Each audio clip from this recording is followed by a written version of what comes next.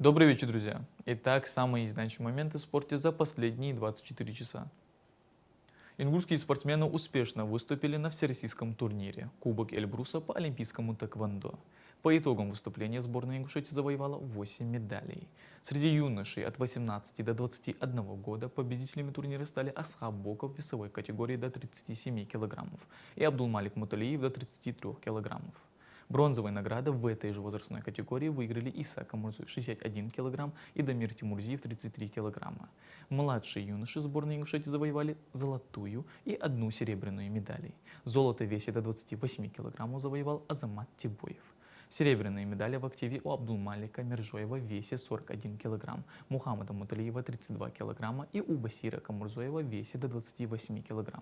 Лидерство в разных возрастных категориях оспаривали порядка 1000 спортсменов из 22 регионов страны. Турнир проходил на минувшей неделе в столице Кабардино-Балкарской республики. Воспитанники клуба дзюдо имени Али Хамхоева в эти выходные выступали в Москве на самой престижной детской лиге Локо дзюдо и завоевали одну серебряную и две бронзовые медали. Серебро завоевал Хасан Булгучев в весе 42 килограмма. Бронза досталась Арафату Дугиеву в весовой категории до 60 кг и Мухаммаду Гетегазову в весе 66 кг. В соревнованиях участвовало более 150 спортсменов и спортсменок от 10 до 13 лет и в весовых категориях от 26 до 66 кг среди парней и от 27 до 57 кг среди девочек. Женская сборная России по плаванию пробилась в финал эстафеты 4 по 100 вольным стилем в первый день чемпионата мира по плаванию на короткой воде в Будапеште. Дарья Клепикова, Дарья Трофимова, Алина Гайфуддинова и Милана Степанова в квалификации показали результат 3 минуты 32 секунды, став шестыми.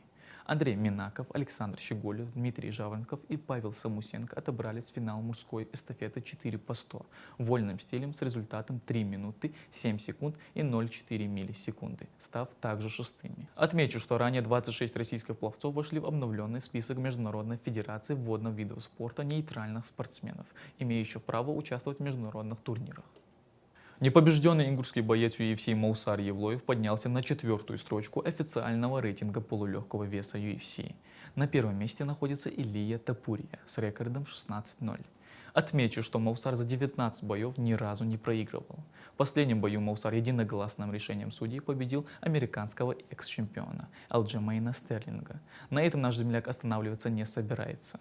На своей странице Маусар отметил следующее: если Дана Уайт считает, что я не заслуживаю титула, дайте мне еще один бой, я продолжу побеждать, даже до 100 боев без единого поражения. Тогда они подумают о бое за титул. Конец цитаты. Это были все спортивные новости на сегодня. Спасибо за внимание.